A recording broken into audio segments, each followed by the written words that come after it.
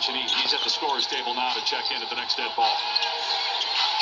DiVincenzo, good hands by Paul. Third all-time in NBA history in steals. Only Jason Kidd and John Stockton have had more. 8 in transition, little off balance, but knocks it down anyway for his 25th point.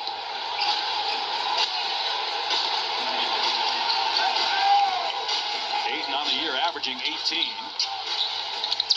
Poole, little sidestep three. No good. Offensive board Green. Good feet underneath, but Ross had the strip. Loose ball. And a jump ball.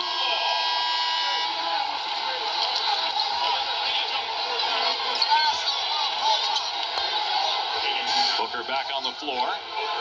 He's got 28 points. He'll replace Torrey Craig. Kevon Looney on the court. Draymond Green to the bench. And you got Chris Paul and DiVincenzo.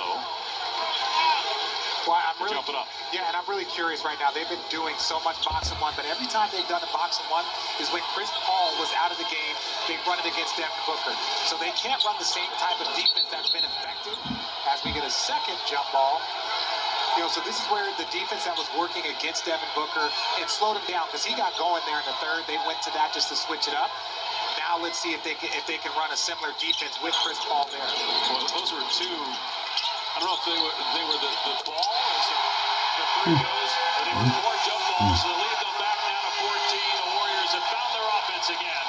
That's their 17th three. And Chris Paul ran into referee Josh Tibbin after that jump ball. He was upset because ultimately he couldn't close out the Jordan Poole there for the three. He comes back though and swishes home the jumper. Chris Paul just 9 points on the night.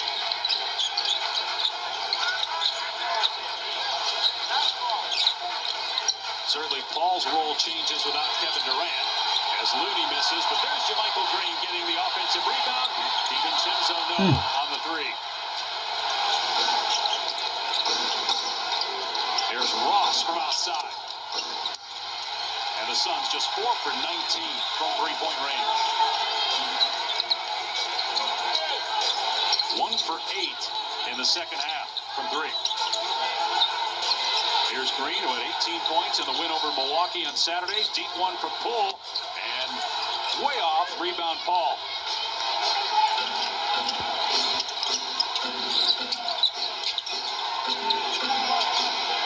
Booker going one-on-one here with DiVincenzo, goes to the left hand. What a move. 30. Sees a double team on the other side, gets to that left hand finish off the glass. Phoenix down by 10. At 30. There's a foul on Ross, went over the top of Iguodala. And the Suns are over the limit, so Iguodala will be at the line.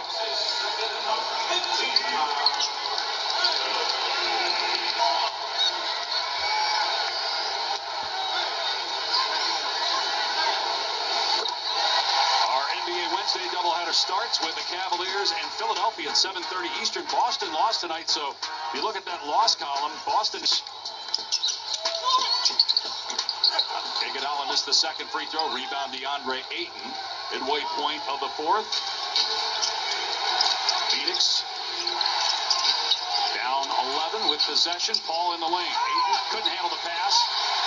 And now DiVincenzo on the fast break with the slam.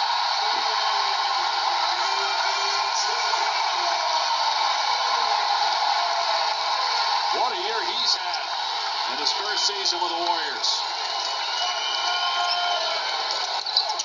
Booker, another left-handed floater off the window. He's got 32. And I can't overstate how difficult the shot making is from Devin Booker. Going full speed on a baseline rip through, using the left hand off the glass over the bigger defender. Just such a skilled scorer. Here's Poole for three. That's good.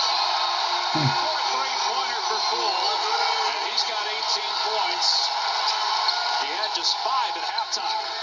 And the trust they have for Andre Iguodala. Draymond's actually out of the game. They put Andre in that post to be the decision maker. Booker from the elbow, no, it pinballs back out to Ross. Ross over Curry, way short. Paul saved it though. Shot clock didn't reset. 4 on the timer. Okogie leaning in.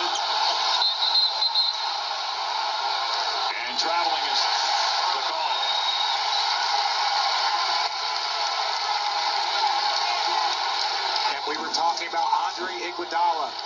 You put the veteran in the post. You know he's not trying to score there. So you got to get to your man. But just that little bit of separation for Jordan Poole, like Clay, like Steph, you give him a little bit of separation. But there, great post, great pass out of the post from Andre Iguodala. How about the Warriors are plus 42 in points from behind the arc. Now they go inside and Poole gets a basket and a foul. Yes, bro. In the first half, it was all Steph and Clay. Both guys haven't done much offensively in the second half, but when you have a guy like Jordan Poole, you can still extend your lead. And he gives them something different. His ability to create off the dribble and make difficult shots. Going into that last possession, Warriors up 14, up 18-4 and made three. Sometimes overly concerned about the Phoenix Suns in the playoffs? No. But they're a team that primarily lives in the mid-range. It's not just about making threes, it's about generating good shots, which is why I think that guy taking and making multiple threes a game in the playoffs is so important. Can we truly gauge Phoenix at all if we don't see Kevin Durant until the playoffs? Do we really have an idea? No, not at all. You're talking about, it depends on what month it is, but first, second, or third best player in the world right now. And what he's able to do is so special. It's just hard to kind of say what their team will be, as Steve Kerr wants. Reevaluated again in a couple of weeks after injuring his left ankle in warm-ups last Wednesday before the Thunder game. Here's Curry, missed the shot, Thompson, and it's a shot clock violation. The Warriors are arguing that the ball did hit the rim.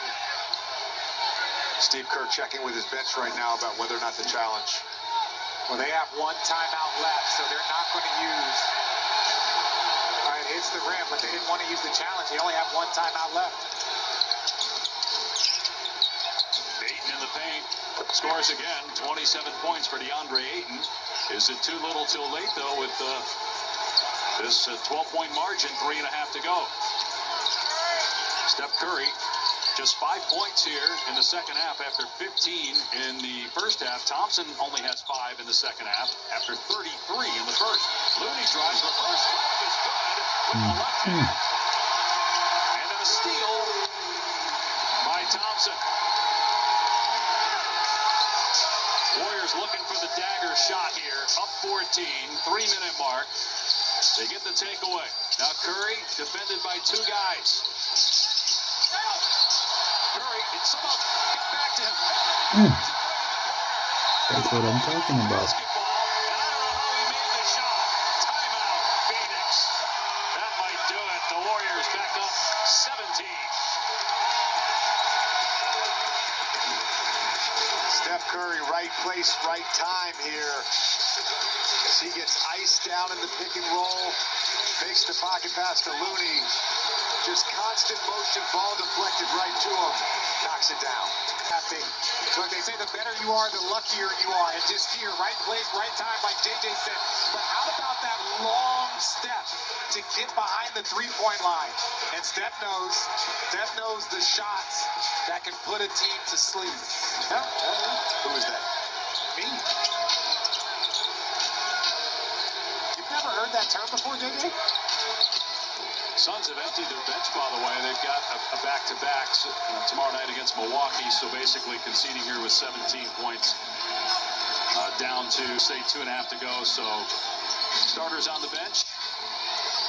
Golden State keeping its 5 out there. Curry throws it to the scorer's table, and now Golden State will bring its reserves in to close this out. That's a good way to get out of the game. They threw it to Patrick Baldwin Jr. Threw it to a guy checking into the game. All right, there's been something I've been wanting to address all game long, because you guys had on our production meeting today a lengthy discussion that I had to cut off because I didn't want you to use all the good stuff when we weren't on the air. It was the conversation about Curry's all-time greatness in a shooter and what Klay Thompson's presence has meant with regard to that. Well, I think it's undisputed by any basketball mind that Steph is the greatest shooter we have ever seen. And when they get to the conversation about Steph changing the game, that is so true. The game has definitely evolved. I won't say just because of Steph, but he has been the #1 person that has changed the game. But Klay Thompson has been right there by his side. And me and JJ were crunching the numbers. And Klay Thompson can get to as high as 1, 2, or 3 all time. So imagine if you have 1 and 3.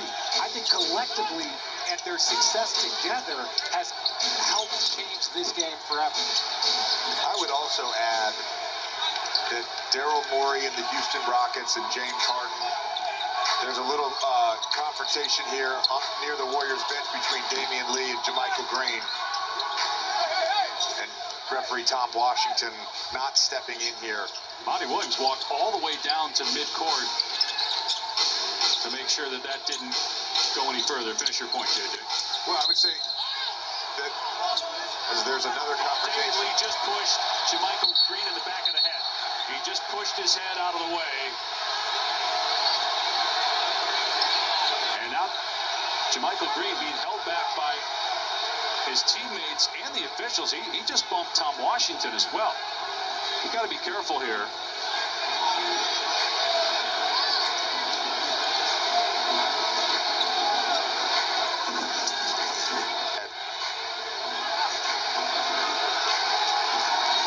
So you see a little push in the back on the foul by JaMychal Green, and then Damian Lee shoves JaMychal Green in the back of the head. JaMychal takes exception to that, and here we go. So the officials are going to go look at this, and this is where it started.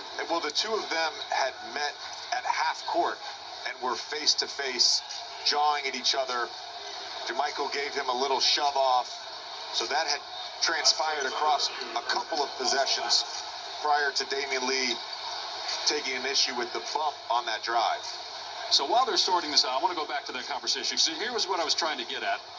Were you guys saying today that the reason Steph Curry is the shooter that he is because he's... Two go hand in hand. I've mentioned this before. The best shots, the easiest shots, the most open shots I ever got as a player was when I was on the court with another great shooter. And there were years where they tracked open shots. Who got the most open shots in the NBA? And there were years where Steph Curry and Klay Thompson were 1 and 2 in that category. And some of that is the Warriors system and the ball movement. As we see this graphic here. The middle one's a little misleading. Yeah, Draymond just riding Curry's coattails. But go Those are your words. Those are your words. I'm not going to get I'm into only that. kidding. I'm just saying, with Steph, we saw when Klay was out the last couple of years, right? When he was out, how important that he was to the success of Steph, and really the team. The team. Steph was still an MVP candidate that one year, was just on fire the second half. Remember when nobody made 200 threes in a year? Steph's now done it 10 times. Klay Thompson has done it 8 times. And also, Steph Curry, he's closing in on his second 50-40-90. 50% shooting from the floor, 40 from 3, 90 from the line. Only 2 guys have done it multiple times. Steve Nash 4 times, Larry Bird twice. Only 9 guys have done it, period. Larry Bird did it twice? He was a great shooter. I think what separates Steph from anyone, again, using the word volume, he's taking over 10 threes a game while also shooting plus 40%. Moody's 3 no good, so this is a important win for the Warriors. They'll go to 36-33.